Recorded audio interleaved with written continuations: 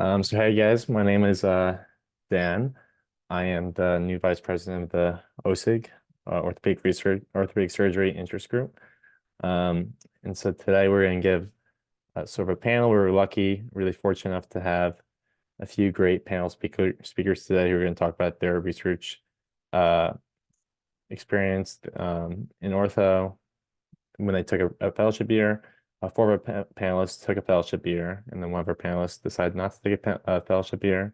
So I'll just be talking about their experiences, the pros and cons of taking a research fellowship year, um, and what they would have liked to have known going into it. So we could hopefully provide you guys with better information going into it.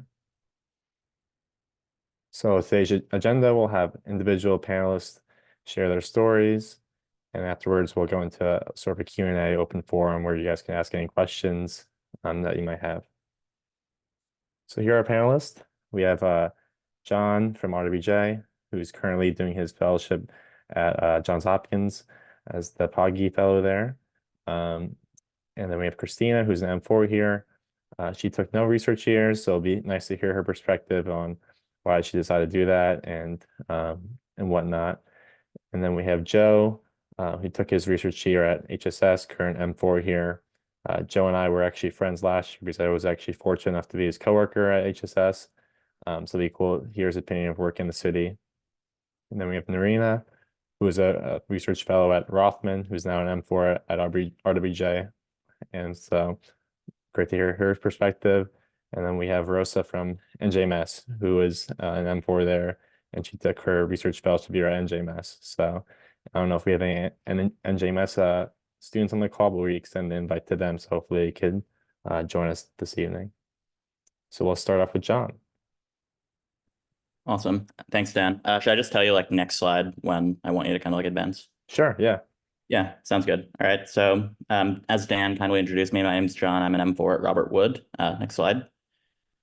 So I'm just going to like jump into this. I definitely think my situation was a little bit unique in that once I kind of committed to ortho pretty early on in my M1 year, I think I was fortunate enough to have like very good mentors who I met through kind of cold emailing through the kind of Robert Wood alumni Excel spreadsheet, as I kind of put on the slides here. And I think it was through their influence and kind of them talking about their various experiences, taking a year out for various programs, that I kind of knew right away that I was pretty intent on pursuing the path of doing this in the middle of my medical school education. As I kind of listed at the bottom, Brendan Striano, class of 18 at Robert Wood, currently a spine fellow at MGH, Amar Taufik, a second year at Long Island Jewish, and Brian Bueno, an intern at NYU Langone. They were all like pretty instrumental in kind of like really pursuing and kind of allowing me to feel confident pursuing the path. So I kind of geared my app pretty early on to being competitive for a number of like these more formal fellowships at a number of institutions. And Brendan kind of made me aware of ones that he thought I should kind of eye pretty early on. So that's kind of how I like spent the first two and a half years of med school, mainly just kind of like trying to bolster my research, really get involved and have a few faculty mentors at Robert Wood who I was able to kind of form these closer relationships with. And another reason why I was kind of interested in the year out to start was kind of my interest in academics and clinical research. So obviously taking a year out to do that was, a pretty good move on my end. You can go to the next slide. So the research year app process is definitely like a little bit less formal than ERAS, for example. And I'm sure Christina could probably talk more about ERAS because she's going through it right now. And I don't know the specifics of it quite as much. But I would say late summer, early fall, leading into my M3 year, I was already aware of the programs I was interested in. I applied to 8 or 9. I got offers from 6. But I kind of had my eye on POGI and probably 1 or 2 other programs really, really early on. I interviewed for POGI in February in the middle of my 3rd year, got the offer in late February and immediately dropped everything else. And I can kind of go more into why I was like really interested in POGI really early on and kind of what I saw in it with regards to value and what I wanted to get out of my research here. You can go to the next slide.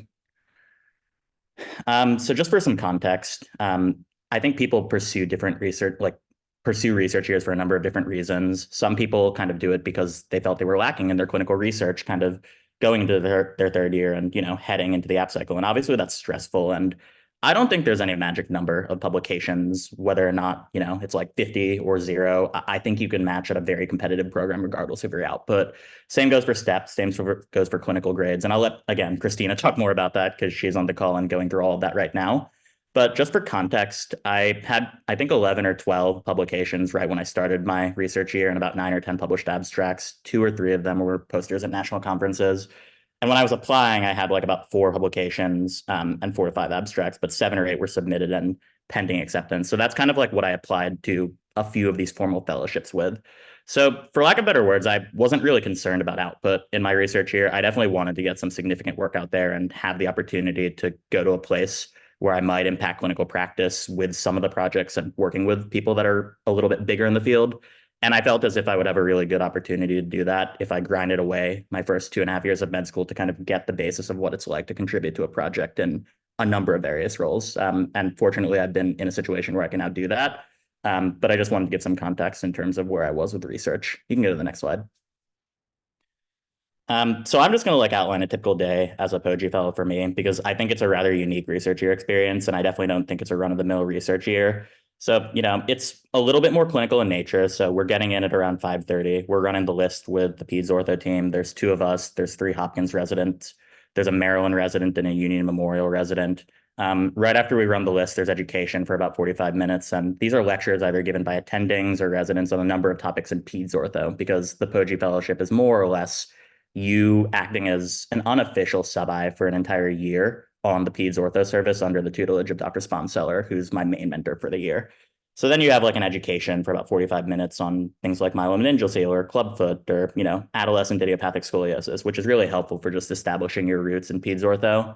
6:45 to 7 is boards. We hear overnight consults, and that's helpful for just kind of getting your overall clinical kind of vignette in and getting used to what it's like to kind of see what a consult is like, see how to take a consult, see how to manage things overnight. We round for about 30 minutes, and then from 7:30 to the end of the day, I'm either in the OR in clinic or I have a dedicated research day.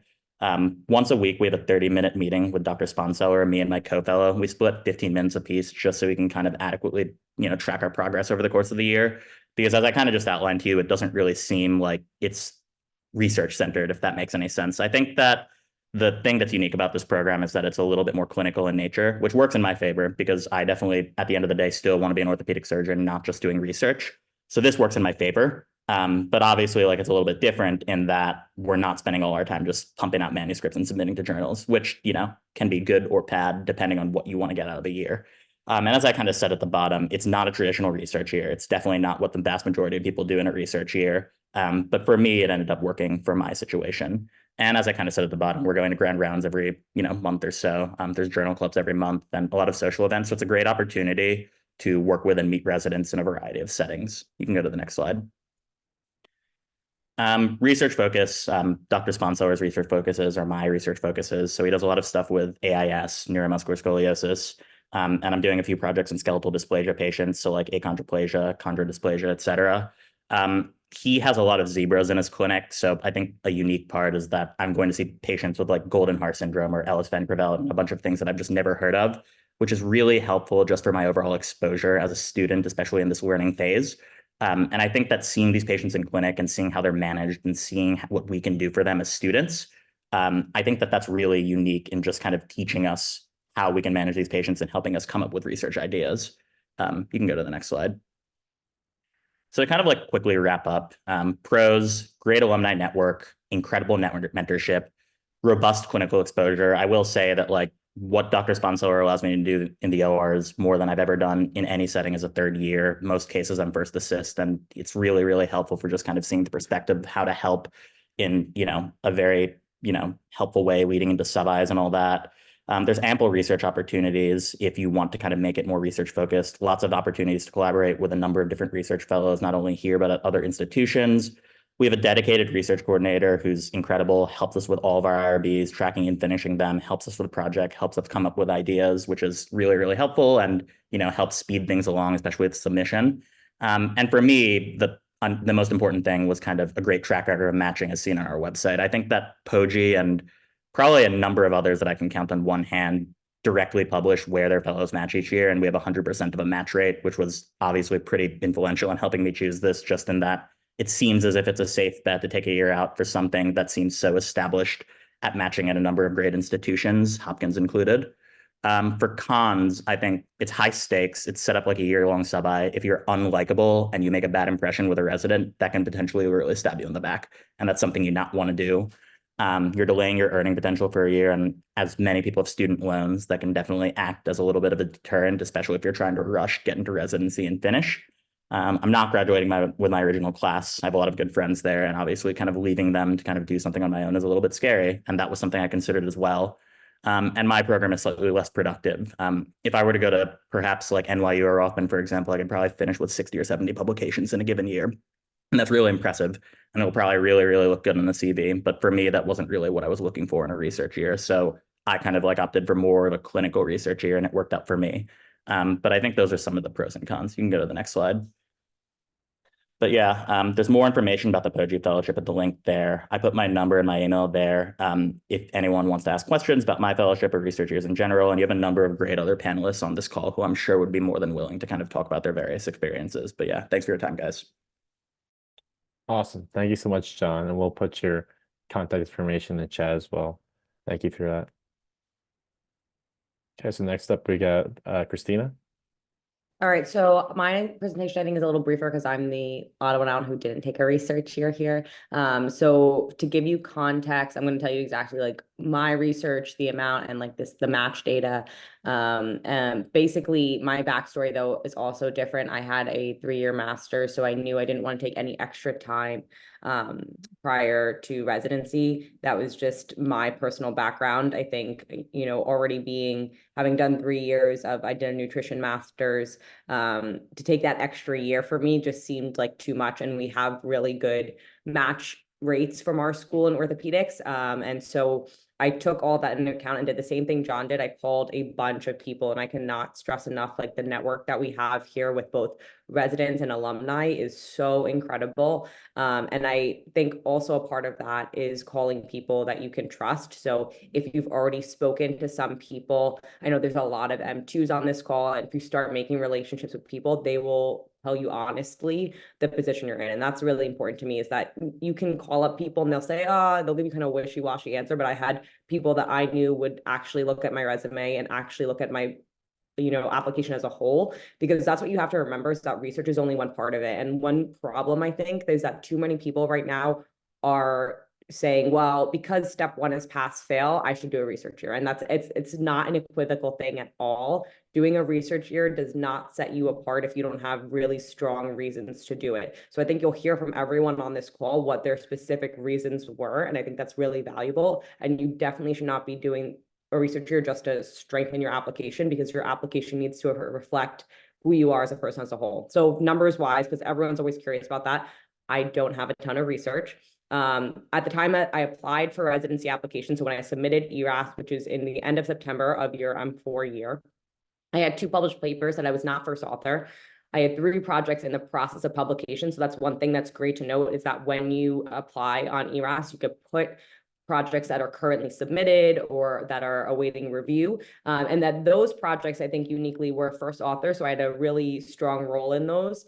I had 1 published abstract and then 3 presentations that I wasn't presenting author. So I didn't have an empty research experience. And numbers wise, this adds up to, what is this?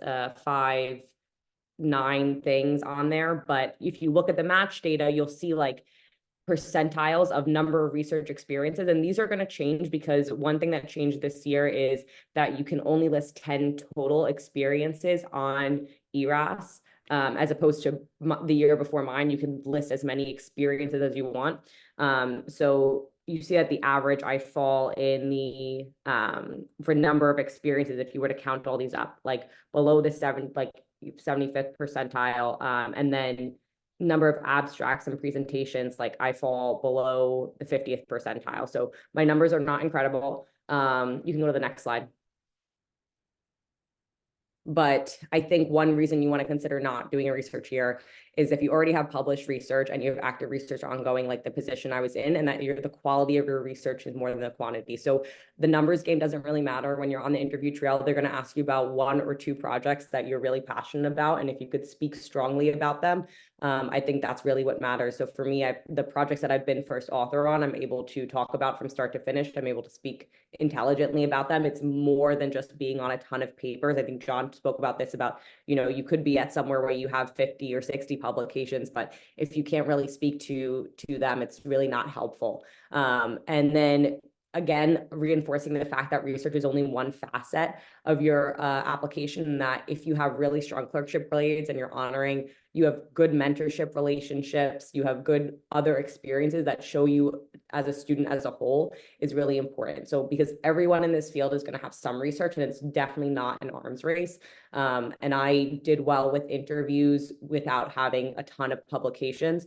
I mean, obviously I haven't matched yet, so I really can't like be 100% confident about anything. But I think what you cannot undervalue is these mentorship relationships, because your letters of rec, I think, actually are going to matter the most. And that is one really great thing that you get out of a research year, I think, is getting someone who potentially is going to write you a really strong letter of recommendation because you've worked with them closely for a year.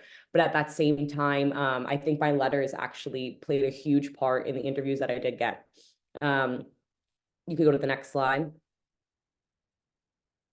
And so how should you decide? I mean, you're going to hear from a lot of people with different perspectives tonight, but I think reach out to people you trust. I spoke about this. So you want to speak to attendings that are actually part of the application review process. So one thing I didn't realize is that we have lots of connections, but attendings might work with residents, but they may not be on the residency selection committee. So they're not really sure what goes into that process. So you want to, I think, first reach out to residents and ask them, is there, can I speak to this attending that's part of the process, and someone who will really be honest with you. Additionally, like I spoke with mentors at other institutions that said, if we know your school, we know you're not Rothman, and that you don't have all of the means to publish, 20 papers as an average medical student. So any research coming from Rutgers, we know that you put the work in. So I think that's one benefit of that. If you're trying to stay in the Northeast, they do know our program, and the reputation of our program holds really strong, that we are really hardworking students. And you want to also have your application ready when you're going to reach out to mentors. You don't want to be like, hey, I have, 2 projects ongoing. Do you think I should take a research year? Have your whole story ready so they're able to holistically say, well, you have not a lot of research, but your grades are really good, and I see that you're the president of this society. And those are all things that are going to be highlighted in the residency interview process. And then think about your story. So what makes you different? Because at the end of the day, they don't choose interviewees based on, they don't go by number of publications and kind of go from there and choose their interviewees. They really want to interview people that they're interested in talking to, and that has strong letters of recommendation. Obviously, if you're a good student, you have to check all those boxes, and being involved in any research will kind of get you in the door. So I really think that's important. And then another thing that there'll be other panels on it, and you could talk to any of the M4s, I think, about this, is choosing your ways. So if you want to go to a research heavy institution like Harvard, HSS, Rush, any of these places where they pump out a ton of research, you should heavily consider doing an away there as a person who hasn't done a research year, because that will be your opportunity to then stand out and show them that you are hardworking, instead of getting filtered out just because of demographics or geographics, because you don't have strong research. With that, I think you should seriously consider. Geographics plays a huge role in the residency process. So if you want to like unlock a region, think about that. And also that your September and October away, you will likely not get a letter from, so it won't be on your application, so people won't see that you went there. So it does help you make an impression somewhere, and I think that's really valuable, but it's something you need to consider. So I think ultimately, like in the M1, M2 position, you really want to think about your story and say, do I have a strong story that I do some research, but it's okay that I don't have to take a year? And think about yourself as a whole, as an applicant. And I'll put my info in the chat. Anyone can reach out to me with any questions, but that's it for me. Thank you so much, Christina. That was awesome. Thank you. Okay, next up we have Joe. What's up, guys? Joe Hawes, M4 at Rutgers. Next slide. Yeah, so a little bit about myself. Undergrad at Howard University, graduated in 2019, went on straight to medical school, which kind of helped influence my decision to take research here. I was still young, so I was like, why not? What's a year? Was involved with 2 projects my second year that weren't, I was still kind of not sure where they were going to end up and how they were progressing. So at that time when I was about to turn like halfway through M3 year, I still had 0 publications. So that really helped me to decide to take a research year. Step 1 also changed to pass fail. So I was originally in the class of 23. So it was a transitional year where step was pass fail. What were they going to do about step 2? About research, there's going to be more emphasis on research. So a lot of questions that were kind of up in the air.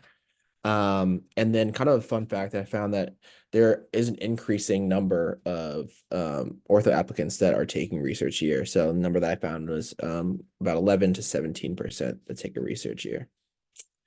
So next slide. So as Dan said, I worked at HSS, the Adult Reconstruction Joint Replacement Service, under the direction of Dr. Haas, who's the chief of knee service. Which means I basically worked for everybody that was on joint service.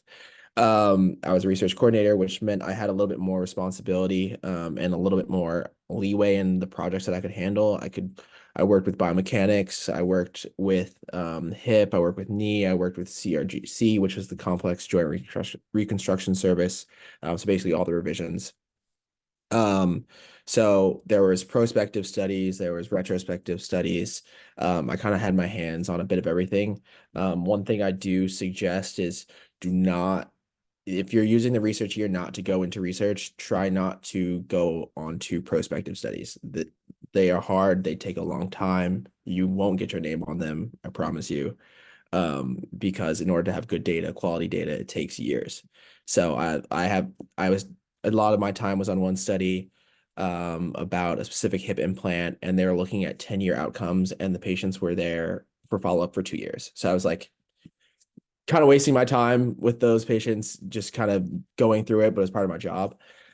So just be mindful if you do go into these research years, try to get on as many retrospective studies as you can or case studies, because they'll be the most efficient and productive projects. Next slide. So the biggest benefits that I found working at HSS was the networking. Dr. Haas actually was one of the creators of the Journey 2 and Genesis knee. He actually gets royalties on every knee implanted in the entire country.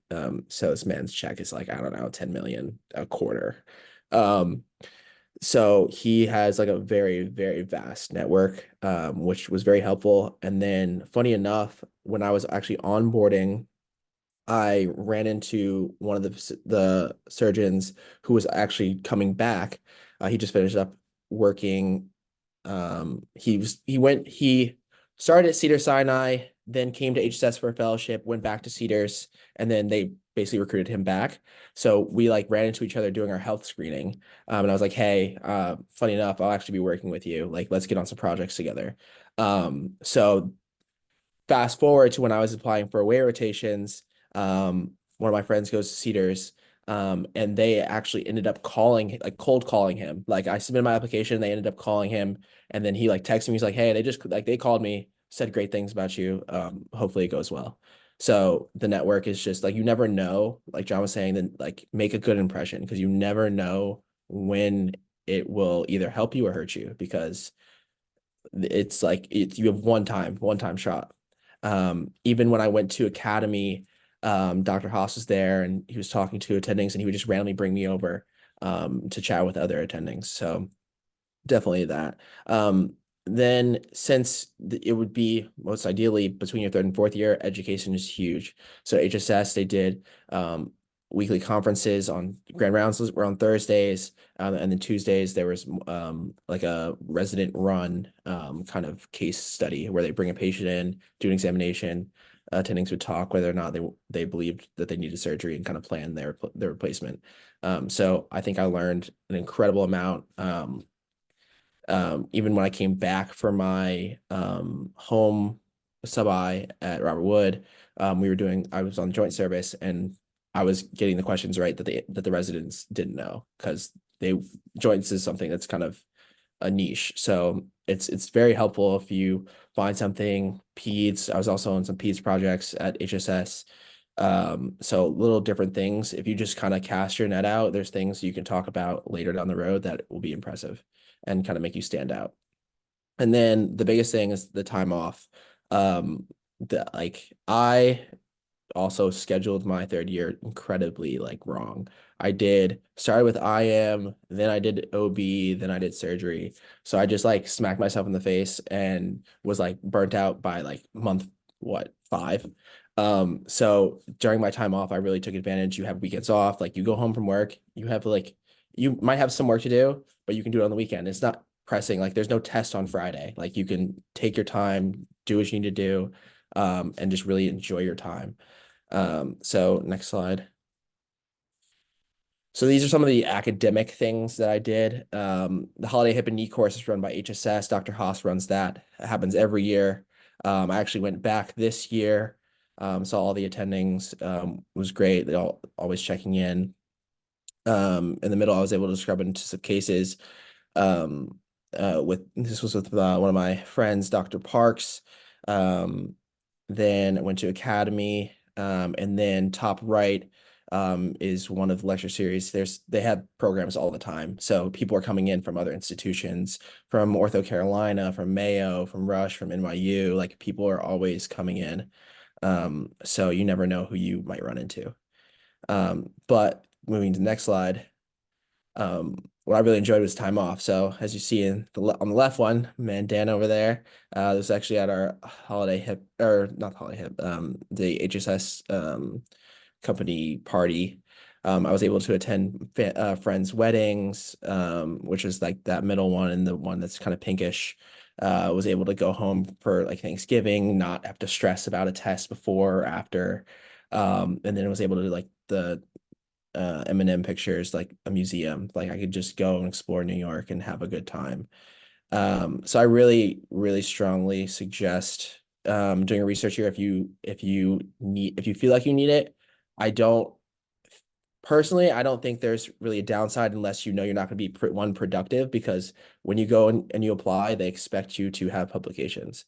Network is great, but if they see you have one publication, they're like, what did you do? You had a whole year to do something. So that doesn't mean that everything has to be published while you're there. I put, I don't know how many projects that were ongoing. Even some of the prospective stuff, I was it's still technically ongoing, so I'm gonna put that on my ERAS application. So those are just kind of things that I took into account. I think we kind of echoing everything that everyone said. It really depends. Rutgers doesn't have the strongest research department. I mean, it's growing. It's better, much better than it was when I started. There was no OSIG. There was nothing. We would never have a meeting like this, which was a reason why I didn't have any papers going into my third year. But it's really a time, if you feel like you need the time off to decompress and then really jump into a ways refreshed, then you go, because a ways, once you go back, it's you go and you hit the ground running. You're on it and you're an intern for 6 months. And so I think it's really advantageous for that. Network's great. Went to Cedars for an away rotation, had got an interview from there, even with not that many publications, not the best scores, not the best grades. Calls really matter, especially in orthopedics, especially with the changes to STEP. One of my friends actually got off the wait list just because one of the attendings knew the program director at the program and was like, hey, you should give her a look. Called next day off the wait list. So it's networking is very, very important in such a small field. So I'll put my contact in the chat, but I think that's my last slide. Yeah, thanks. Thank you so much. That was great. Okay, next up we have Narina. Hi, everyone. My name is Narina. I'm also an MS4. So just a little bit about me. I went to Rutgers in New Brunswick, and I didn't take any time off between undergrad and med school. So I went straight to Robert Wood. And that kind of was one of the deciding factors for me too, was just not having a gap in between. So So between my third year and fourth year, I decided to go to Rothman in Hackensack to do 2 research years. And I'll explain a little bit more about why I decided to do 2 and how I think that affected my experience there. And then essentially for me, my fellowship was a lot more self-guided. We didn't have a lot of structure, but I feel like that was nice because I got to kind of make it what I wanted to. I worked with attendings in every single subspecialty. I worked in spine, a bunch of shoulder and elbow, hand, joints. I even got to do a little bit of peds, and I worked with neurosurgeons. It was a fantastic experience, and I met so many people through it. My personal experience was not only like developing the research projects, but pitching those ideas to attendings, completing a bunch of IRBs, enrolling patients in a bunch of different clinical trials, getting to write the actual manuscripts, and then presenting them at conferences. For me, I was able to see some patients in clinic and I could shadow in the OR. I wasn't able to scrub in as most of my attendings worked at ambulatory surgery centers. So I will say that's like a big thing that you should make sure that you can scrub in. And one of the things that I think was a downside of my personal experience. And one of my favorite parts was that I got to mentor a bunch of medical students who were interested in research projects at Hackensack, and a lot of them are residents now. So it's like very cute to see them like all actually interns. And you can go to the next slide. So just a couple of pros and cons. I feel like it allowed me to personally get broader experience to orthopedics, especially because I decided very late in my third year. I was COVID year, so we didn't really get to do a lot of electives. And for me, I was able to get all of that elective experience and really decide if ortho was for me. It also connected me to a bunch of mentors who, again, wrote really strong letters for me. And also, if you want an academic career, it kind of enables you to build a foundation to complete future research projects. And I think one of the things to consider is also in terms of fellowship, if you are interested in going to maybe a more research heavy institution, or you're interested in a specific fellowship, they do still look at research projects. So starting early is really important. In terms of cons that I found, one was for me was clinical skills, which I kind of call the re-entry period. If you have a mostly research oriented kind of time off, that's more, it's hard to go back, especially to the OR if you've been away from rotations for a little while. Number 2 is something I think a lot of people have mentioned, the additional year of training.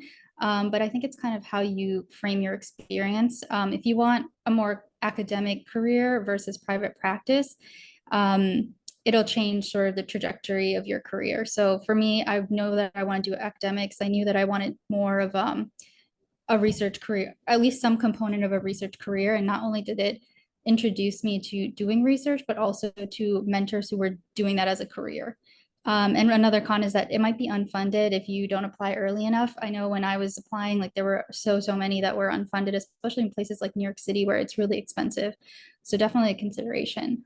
And then things to look for, I would say, like have previous fellows matched. For my program, there were only two fellows before me, and they had both matched to places that they had wanted to go. Another thing, funding, if they have a clinical component, and then also the type of research. So there's some that do basic science, which I know a lot of you have done in undergrad, and it takes a very long time. Clinical research, translational research, there's a variety of different kinds and combinations. And then in terms of being successful before you start your fellowship, one I would say is like to come in with a lot of ideas. If you know that your mentor in particular does, some specific niche research, I would read all of their research projects and then come up with projects that are even similar. Even if they decide not to pursue them, I think it shows a lot of really good initiative. And they might offer you like a similar related project or build on that idea. And they'll make you first author there, and it's great. So I would say for that, reading current issues of journals and seeing what the hot topics are, and also like the presentations at meetings are always online. You can check them out and see what people are publishing and presenting and what makes a good abstract, good paper. Learning statistics. I know there's like an R course that I took at Rutgers earlier that's fantastic. SAS data, which are easier, like point and click systems, and Prism I really like for making graphs. And then setting up your accounts and requesting access to stuff before you start, because some of that stuff takes a really long time. And again, I'll leave my information in the chat if you guys have any questions or want to connect. Thank you so much, Nora. All right, next up we have Rosa from NJMS. Hi guys, I'm Rosa. I had a very different experience from everyone on this panel. So I originally came into medical school wanting to do OB-GYN. And then third year started, I also started with medicine, and I hated it. So I knew I wanted to do something surgical. Ortho was my first selective and I loved it, but I still was unsure. So I wanted to try other things and I tried a few other surgical subspecialties, but I came back to ortho. I also had a low research volume. I had about 8 items total. That's including like abstracts and posters, and none of them were related to ortho. But as Christina mentioned, research isn't everything, and I felt like I had other things on my application that set me apart. So I continued on and I did my home sub-I, took step two, got my step two score back, and I didn't do amazing. It was very mediocre. And that's when I kind of stopped. And again, like everyone on this panel has mentioned, having people who are in your corner and willing to take a look at your application really matters. Dr. Vospikian is our program director, and I had worked with him on my sub-I as well as on the elective. I knew him very well. And he was able to take a look at my entire application, my personal statement, CV, and he just really sat down and had a very candid conversation with me about what I should do. Should I do the year? And ultimately, I decided to take the year. And I also had very little research knowledge. I came into med school straight out of college as well. And I unfortunately started medical school during COVID. So the opportunities for research were also very limited. And I just genuinely didn't know, like, how do you start a manuscript from beginning to end? How do you do stats? And I wanted to get a deeper foundation. You could go to the next slide. So that's a little bit about the research, that why I decided to take it. Day to day, usually Monday, Wednesdays, and Fridays are dedicated research days for me. Tuesdays are usually in the OR, and Thursdays are more of an education day. So there's resident education for about 3 hours. Then I go to clinic, which is usually tumor clinic, and then tumor conference, which is where we have a pathologist, radiologist, and then our orthopedic oncology attendings, and they go through every single patient and kind of talk about them. So Thursday is really an education day for me. In terms of the OR days, like John mentioned, we get a lot of OR like exposure. I've been going to the OR and the attendings let you do so much. Again, you're basically first assist. All the residents know you. They kind of trust you on like what you say because you spend the most time with the attending, and the residents are usually just rotating through. So in terms of like clinical experience, I've had a lot of that as well. In terms of pros for the research year, the number one thing for me is learning how to do research. And as Narima just mentioned, learning how to do stats is very important. And it also helps you to kind of move papers along because a lot of people know, like have an idea and like are able to write, but stats is usually what stops you from moving forward. So definitely learning how to do research was a big pro for me. More first author publications because you have the time to actually invest in a paper and come up with the idea and see it through. And you're also able to work more closely with residents and any research projects they may have. Again, you have more time, so they're more willing to reach out. OR time was a huge pro for me. Again, being in the OR, making sure that I maintain those skills and I'm still learning. And again, attending is actually allowing you some autonomy in the OR was really nice. More networking opportunities, as everyone said, that's extremely, extremely important. During my sub-I, I made a really good impression. Again, you're basically in our school as well, you're basically on a year-long sub-I, and the residents are basically looking at how you behave. Like, are you an active member? Are you working hard? Like, exactly what are you doing? So that was also very important. And again, resident and attending FaceTime. I basically work with Dr. Beebe and Dr. Vospikian in clinic as well as in the OR, so I see them all the time. In terms of cons, like everyone mentioned, finances are the NGMS program is unfunded. For me, I live at home, so it's not that big of a burden for me. But for people who don't have that luxury or live elsewhere, it's definitely something to consider because again, you're taking an extra year, it's not being funded, and those are also extra loans that you need to consider. You're delaying your graduation. As someone mentioned, you're kind of watching your friends move through the process and you kind of like took a step back to do something else, which is like good in the sense that you're like bettering yourself, but it also sucks because you're watching your friends like move in through the process and you're no longer going to graduate with them. You also need to work. As Joe mentioned, you can't take the year and only have one project. They're going to definitely look at that. So it's definitely not a vacation, but it's much better, I feel like, than going through school. Like as he mentioned, you don't have a test every Friday or whatever that is. But you do need the research volume. And the last con I included was last shot. If you don't match, you're technically not allowed to take another research year. You can, but again, you've already taken it. In terms of what I learned, I would definitely do it again, building like these strong connections, working with people, getting your research out there, definitely being helpful. And as someone also mentioned, coming in with ideas. I spoke to a few people who had done the research year before, and they kind of told me like, hey, go on PubMed and see like what were the last papers that were published within the last 6 months? What are those topics? Because there's usually an ebb and flow to research, and there's like all these things that become popular and then it kind of dies down. So they told me go look at what has been published and come in with those ideas and probably new ideas that you can possibly work towards. And the attendings will tell you like, hey, no, like I already did that. That's been overdone. Maybe let's do this. So again, it's like a jumping board for you to start off your research year.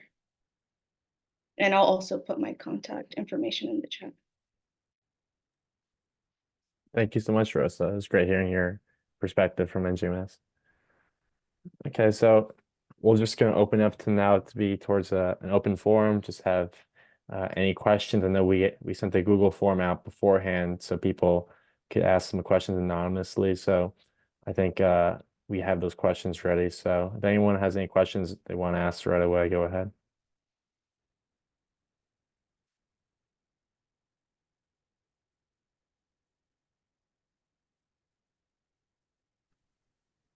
I can go ahead and ask the first question. So I know we briefly touched on it, but I'm just curious, how do you manage like applying for the research year with med school here, like with the student affairs? Like how does all that, come together that you're taking a break, you're going away to another school to do research here? Yeah, I can answer that one. So it's just a $20 holding fee. So they give you an option. Either you can pay for tuition for that year, and then you have the $20 holding fee your 5th year, or the opposite. You just pay a $20 holding fee per semester during your research year, and then you get charged tuition your last year. It's a very easy, simple process.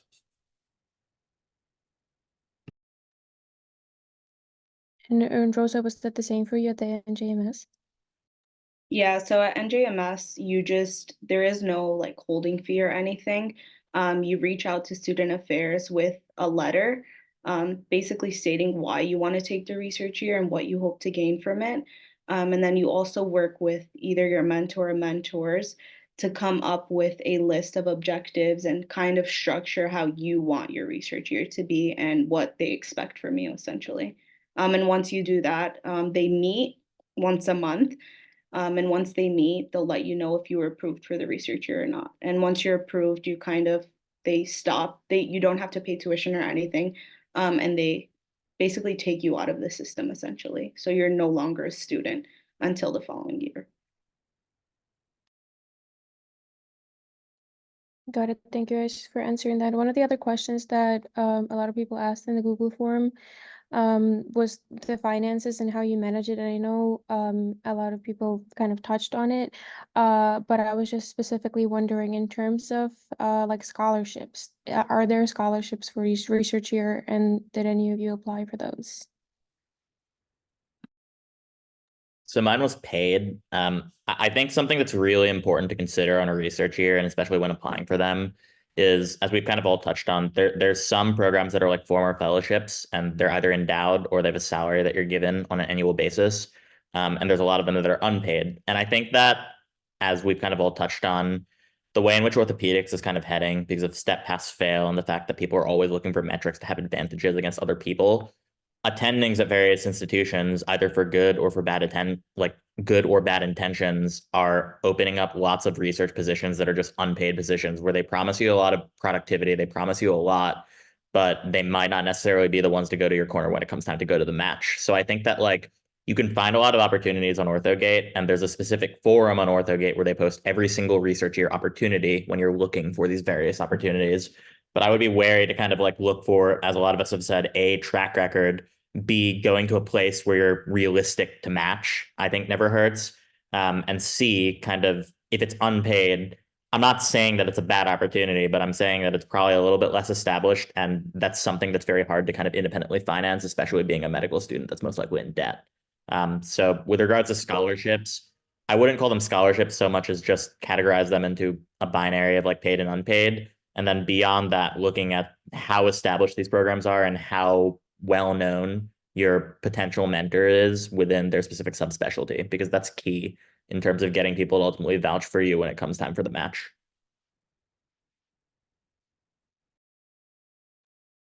Another question we got in the Google forum was, this is like a two-part question. Does where you do your research year have a big impact? I think Phoebe might have answered that already, but what if you do a research year somewhere that is reputable but does not have an ortho residency, only fellowship? So any thoughts on that? I can kind of speak to this because my research year where I did it, they didn't have residents before. My second year was actually the first year that they had residents. And they only took residents from the associated medical school. So I think it was not something that I would do again. If I could go back, I would probably pick a place with residents, because I think it's not only that like you get to work with attendings and make connections with some of the residents, but it's also like seeing the next step. And I feel like they have been through the process, so they can guide you a little bit more, and meeting them is really helpful.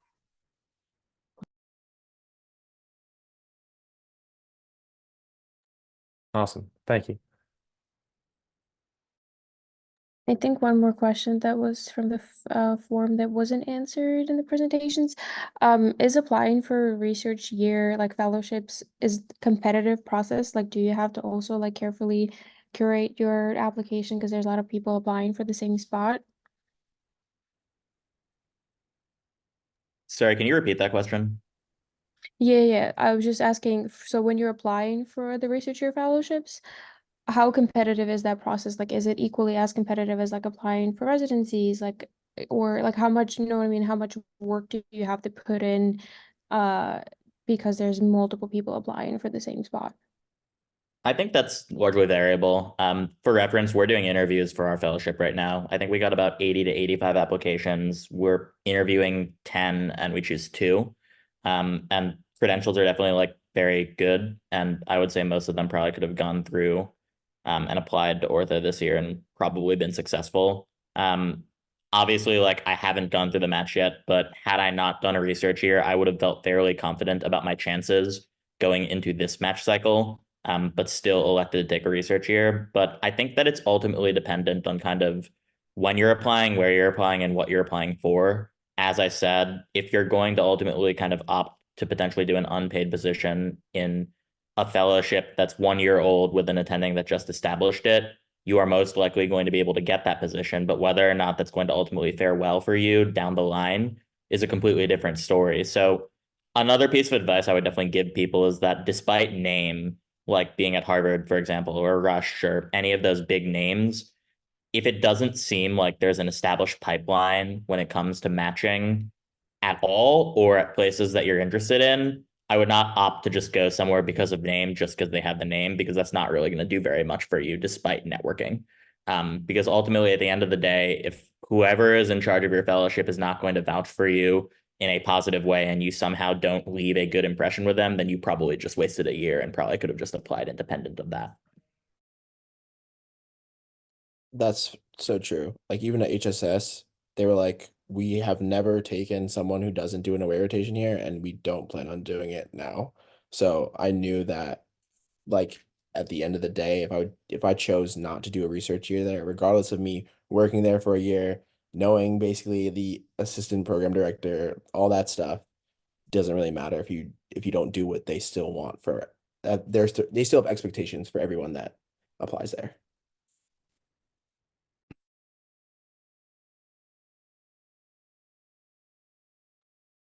Another question I had, it seemed like a common theme that a lot of you had talked to someone beforehand when you were deciding to take a research year, whether it was showing someone your current sort of application, like where you're at in terms of everything you've done so far, your credentials. I was wondering, like, who do you think is like the most important person to reach out to? I know some people say like reach out to student affairs. I think some of you said you reach out to your mentors first. Like, how would you suggest going about that process, and how early do you suggest going about that process?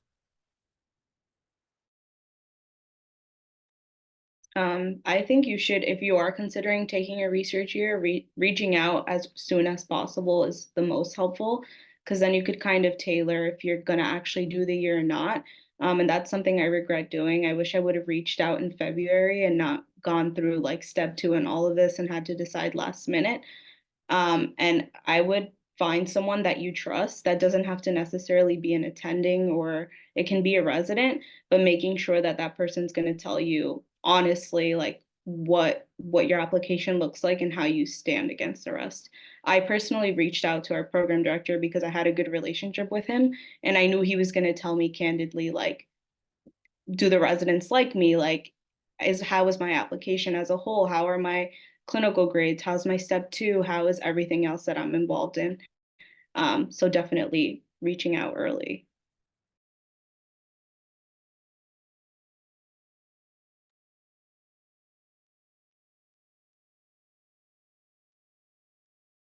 Anyone else have any more questions? All right, I think we can wrap up there. I want to say thank you to our panelists for joining us tonight and taking time out of your busy schedules. It was really much appreciated. I know that it's a stressful time for everyone here, so and applying to ortho is just a lot. So hearing your guys' experiences and unique perspectives is really, really helpful to us. So we're really thankful for that. So thank you guys, and have a good night. Thank you, guys. Thanks all.